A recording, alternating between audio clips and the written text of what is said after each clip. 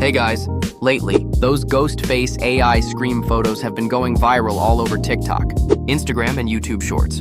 Today I'm going to quickly show you how to make your own viral AI photo using Edimakor. It's super simple and easy. Let's get started.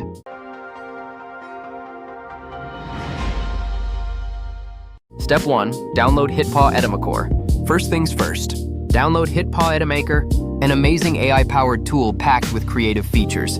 If you don't have it yet, just grab it from the link in the description below. Once it's installed, open it up, and you're good to go. Step 2. Create your GhostFace AI photo. Click New Project, then go to AI Image. Next, click Image Effect. This section is all about trending AI photo templates. You can try any template you like to explore different effects. For this example, select the Halloween style. Scroll down and click iGhostFace. Now upload your image. The tool will automatically generate a prepared prompt for you. Super convenient. Set your resolution aspect ratio and output quantity. Then hit generate when you're ready. And that's it. Your AI GhostFace photo is ready to go.